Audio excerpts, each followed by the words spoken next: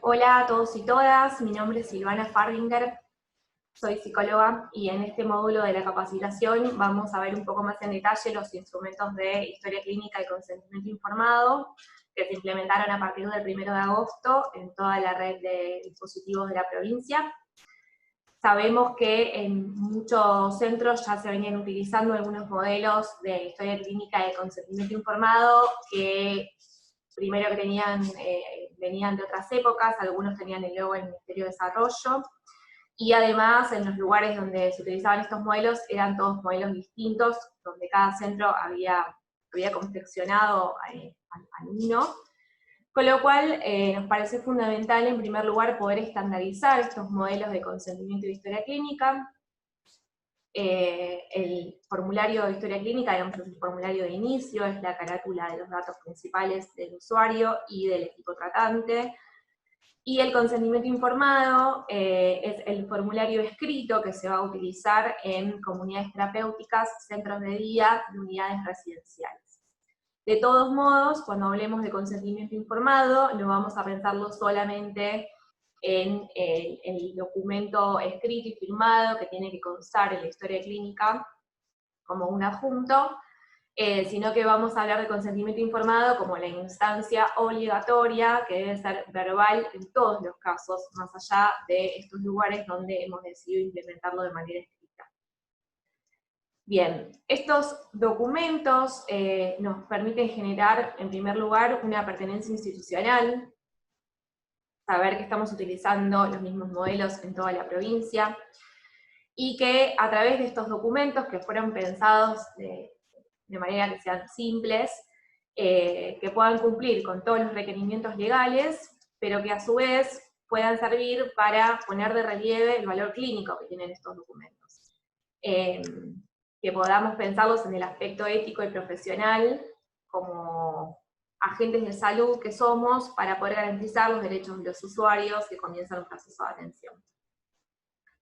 Les voy a compartir una presentación a modo de guía, donde vamos a ir viendo algunas cuestiones más generales, y después veremos algunos detalles a tener en cuenta para concretamente el momento de completar estos formularios.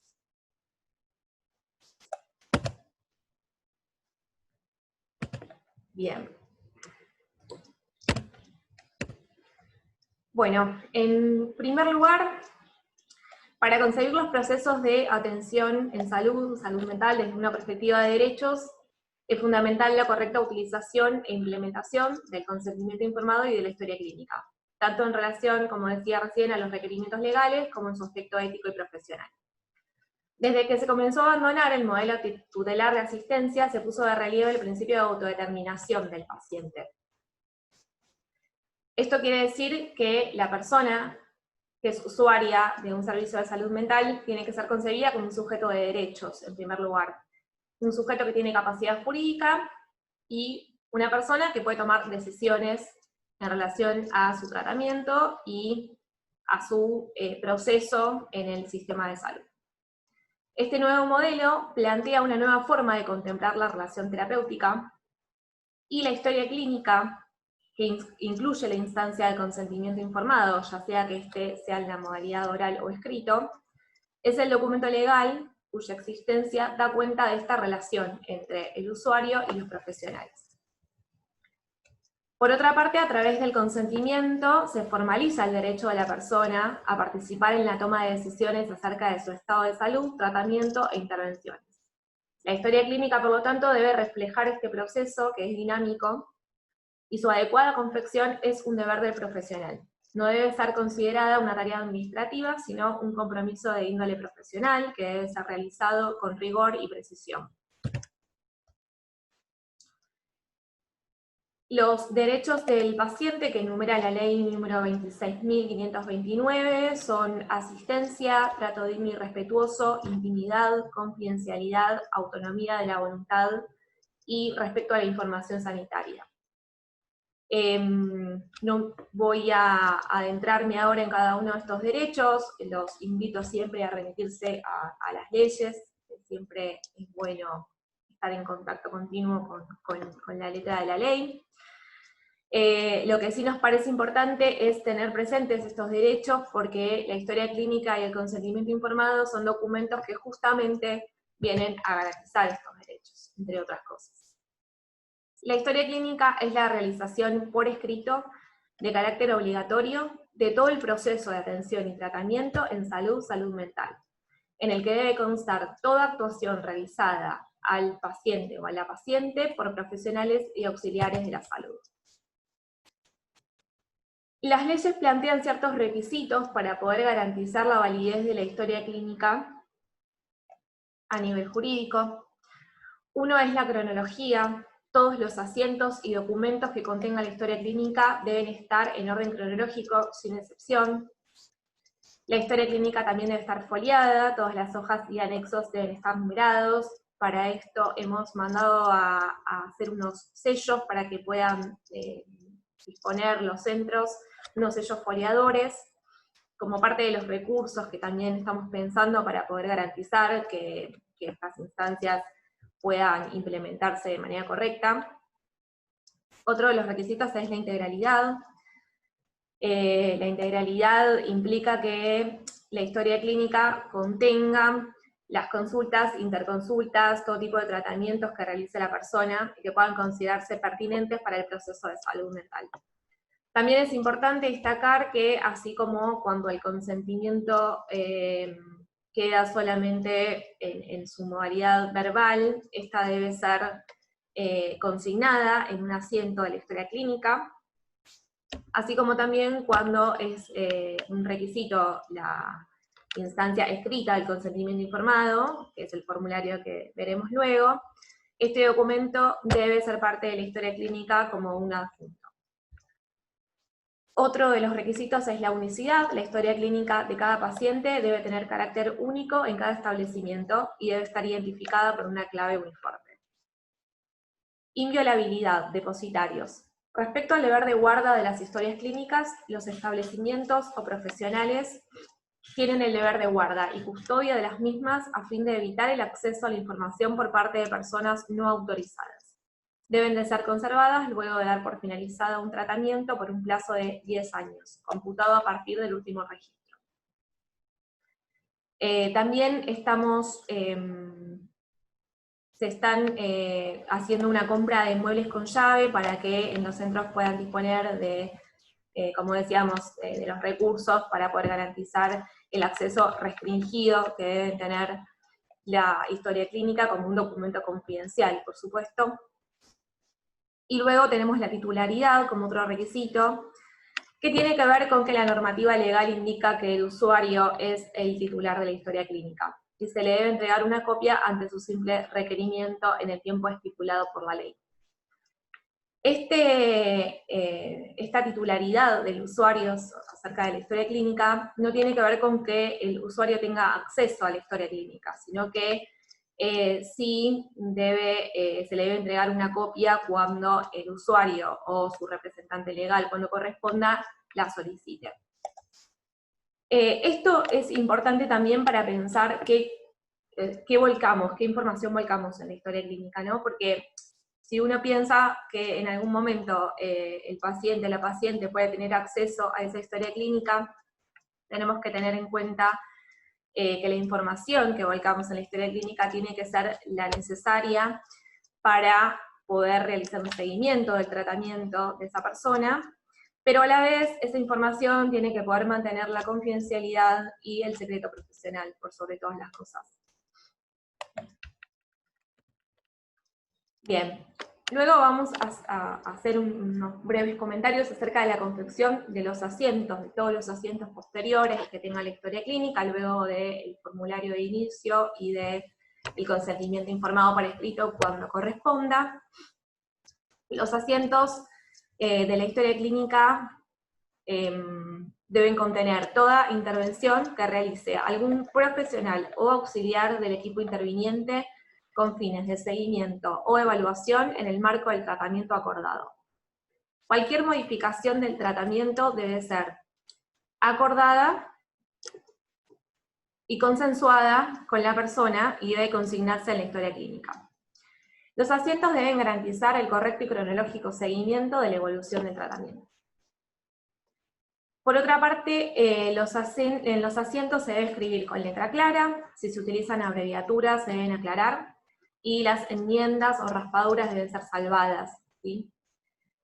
Siempre se debe precisar la fecha de cada entrevista. Se consignan también las ausencias, sean con o sin aviso del paciente, y los recesos que hubiera del equipo tratante. También se consignan las gestiones telefónicas. Cuando contactamos a algún paciente por motivos de ausencia o por alguna cuestión que tenga que ver con el aspecto clínico, también esto debe estar consignado en la historia clínica. Es importante que en el primer asiento, digamos, en lo que es la primera entrevista o la entrevista de admisión, se consigne una evaluación semiológica. En ella se realiza la descripción de lo observable en la presentación de la persona, y se realiza siempre por la positiva. Esta descripción, acá hay algunos ejemplos que después, si alguien lo quiere, lo puede solicitar y se lo podemos enviar. A veces sirve como para guiarse un poco y para tener algunos ejemplos. Esta evaluación semiológica, decía, va a tener mucho que ver con poder pensar interdisciplinariamente el diagnóstico, que es lo que vamos a ver ahora con el formulario. Luego, a partir de la segunda entrevista, en cada asiento debe constar una breve descripción de cuál es la temática que se trabajó con el usuario en esa entrevista, en particular. A modo general, problemáticas laborales, vinculares, digamos, no sin entrar en el detalle, y mucho menos, digamos, también poder, lo que no se debe realizar es citar al paciente textualmente. Los espacios que queden en blanco deberán ser cruzados. Y por último, sin excepción, cada asiento debe contener firma y sello o aclaración del profesional, donde debe constar el número de matrícula nacional y o provincial. Bien, vamos a ver algunas cuestiones del formulario de historia clínica que es necesario hacer alguna aclaración. Por ejemplo, cómo se completa los datos del dispositivo.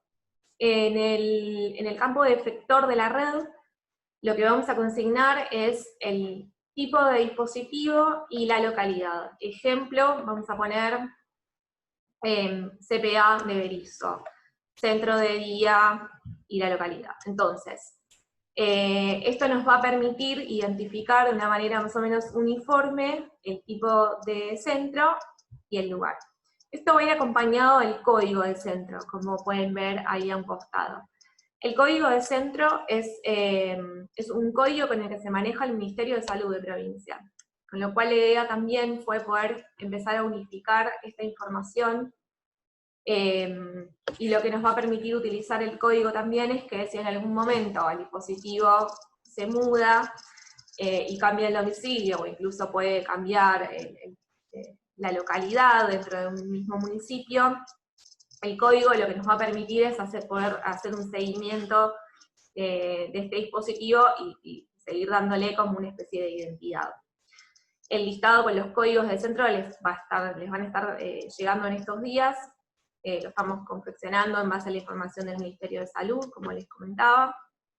Así que eso lo van a tener dentro de unos días disponible como para poder completar las historias clínicas. Como se aclaró en la presentación de los instrumentos en la reunión que se hizo anteriormente, no es necesario, digamos, lo queremos aclarar por las dudas, pero estos formularios tienen validez para todos los ingresos y los tratamientos que se hayan comenzado a partir del 1 de agosto. Todos los tratamientos anteriores que ya tenían su historia clínica van a seguir con el formato que tenían. No es necesario, digamos, actualizar los tratamientos en curso en base a este formulario. Bien, en esta primera hoja del formulario nos interesaba destacar el campo de género puntualmente. Nosotros pusimos el campo de género como un campo abierto. Esto es muy importante, que seamos consecuentes con la ley de identidad de género. Digamos, no vamos a consignar ni el sexo ni tampoco el género en una pregunta cerrada. La pregunta por el género debe ser una pregunta abierta y se debe consignar la respuesta tal cual la persona la emite. Abajo hay una aclaración en el formulario donde aclaramos que es el género autopercibido y se debe preguntar por el género autopercibido. Otro ítem importante a tener en cuenta es que cuando preguntemos por el certificado de discapacidad también tenga que ver con si el usuario tiene o no tiene certificado de discapacidad simplemente.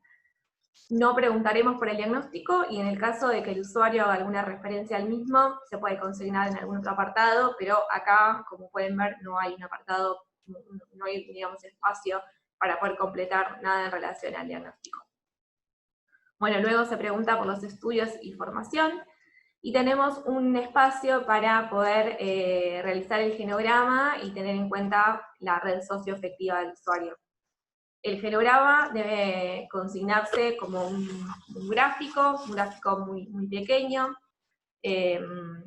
donde se consignan los datos filiatorios de la persona y las personas con quienes conviven. También se pueden consignar en este apartado las personas significativas que el usuario llegue a mencionar. Luego tenemos un apartado de antecedentes personales, donde se consignan los antecedentes en salud que sean relevantes para la persona, si hubo tratamientos anteriores en salud mental, si hubo tratamientos psicofarmacológicos, es importante poder preguntarle al usuario si hubo intolerancias, si hubo efectos adversos, y luego antecedentes familiares en salud mental.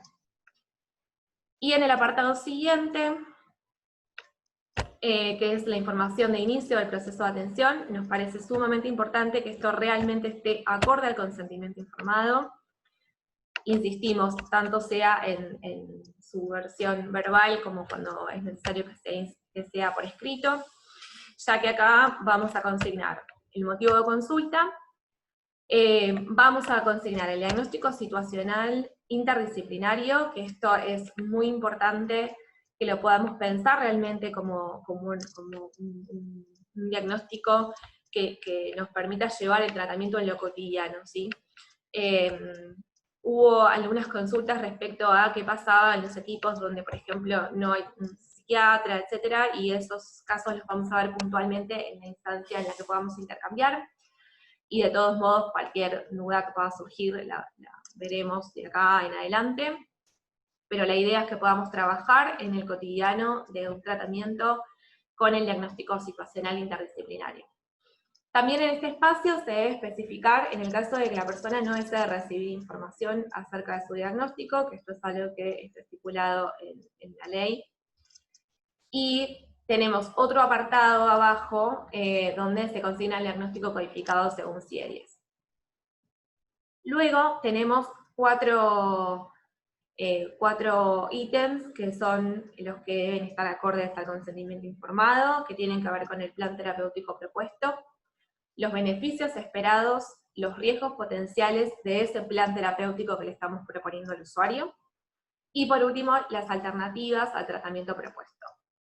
Esto es muy importante que podamos realmente trabajarlo con el usuario, que podamos tomarnos el tiempo de que la persona pueda comprender lo que le estamos diciendo, pueda comprender y pueda consensuar esta modalidad de tratamiento que va a consentir justamente, y que esto sea trabajado en el consentimiento y volcado en este apartado de la historia clínica es fundamental para luego poder pensar en las otras instancias que vamos a ver del consentimiento acerca de la posible revocación, etc. Bien, por último vamos a ver la epicrisis, que es una hoja que está al final de la historia clínica en el documento que les adjuntamos. La epicrisis es una hoja que debe ser parte de la historia clínica y que se va a completar recién en el momento del cierre de la misma. En el apartado tratamiento recibido se deberá realizar una breve síntesis de la evolución que ha tenido el tratamiento de su usuario y si hubo alguna particularidad que haya acontecido durante su duración que valga la pena poder consignarla en este apartado.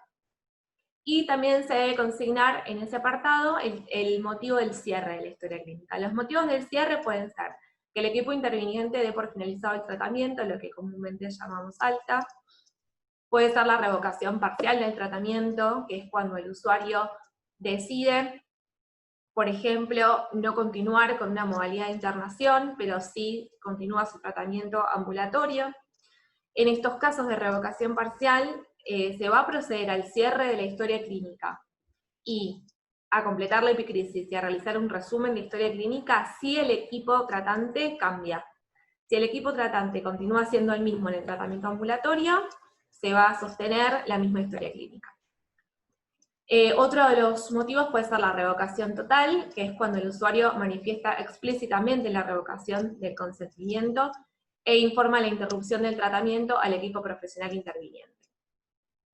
Y por último, la opción de interrupción del tratamiento, que es en los casos en que la persona se ausenta del establecimiento directamente, sin notificación, o ante la ausencia de la persona a las sesiones en un tratamiento ambulatorio. Ante este caso, es importante consignar que se lo debe intentar contactar telefónicamente al usuario,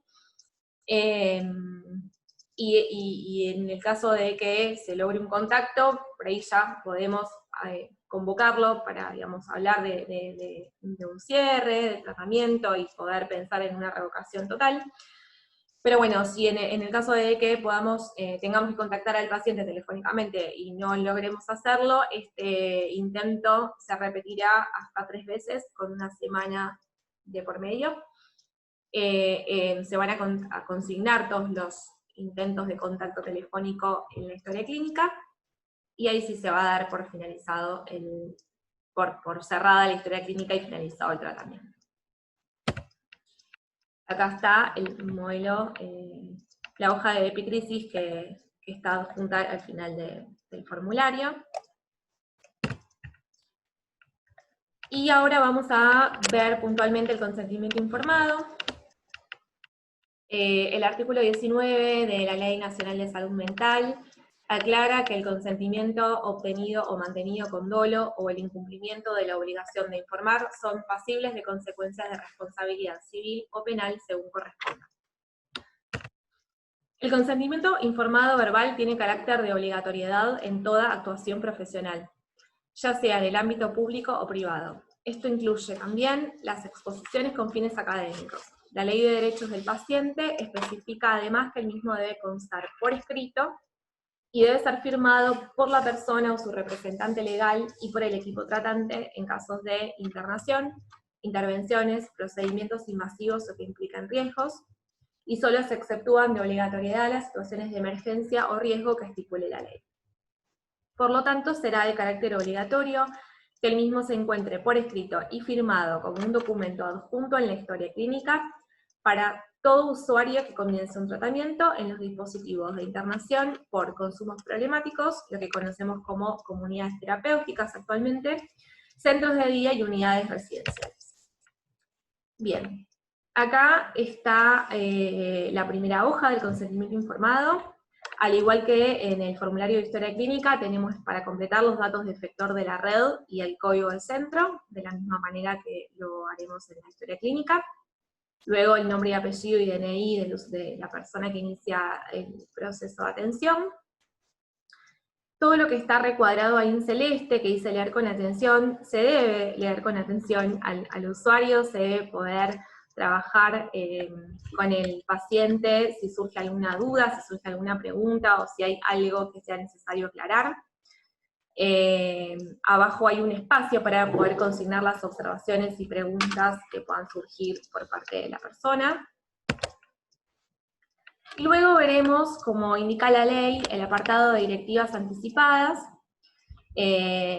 que de acuerdo al artículo 60 del Código Civil y Comercial, el consentimiento contiene un apartado en el que la persona puede elegir expresar directivas anticipadas acerca de su salud y o designar un representante legal en previsión de que en algún momento no pudiese hacerlo. Los y las profesionales actuantes deberán realizar los esfuerzos necesarios para conocer la voluntad de la persona y esta instancia puede ser revocada en cualquier momento en que el usuario o la usuaria así lo disponga.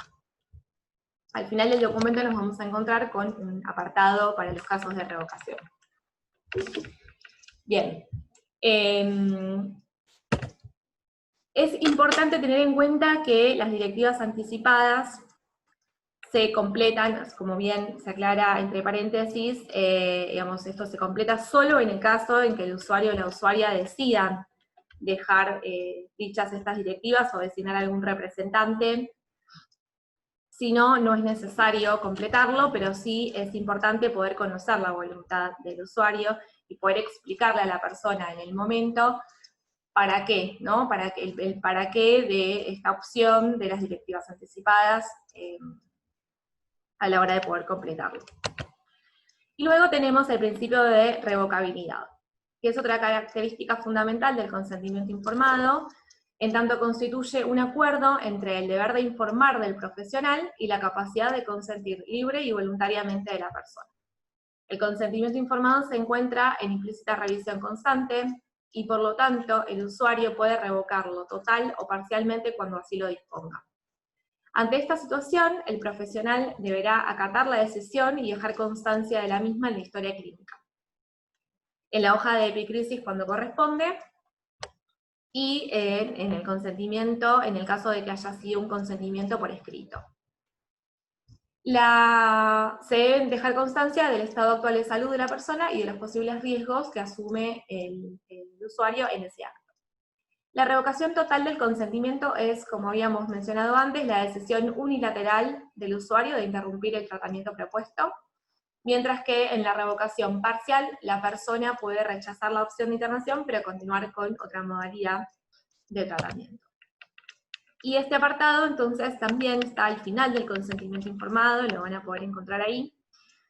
Este apartado, por supuesto que se completa solo en el momento en el que el usuario o la usuaria decidan realizar la revocación total o parcial del consentimiento y o de las directivas anticipadas. Ahí hay una parte donde se tacha lo que no corresponde y es importante que estén las firmas tanto del usuario como del equipo interdisciplinario.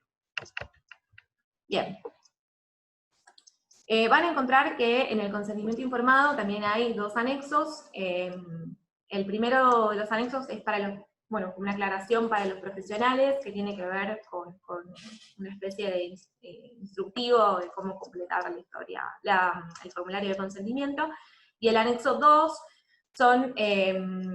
es una hoja para entregarle al usuario en el momento en que se firma el consentimiento, que es el artículo 7, de los derechos, acerca de los derechos del paciente. Así que, bueno, hasta acá las puntualizaciones más importantes acerca de estos formularios. Recuerden que va a estar la instancia de intercambio, donde ustedes van a poder consultarnos todas las dudas que hayan quedado pendientes, y si hay alguna sugerencia o algún comentario para hacerlo, será bienvenido. Así que nos veremos en esa instancia. Los saludo, hasta la próxima.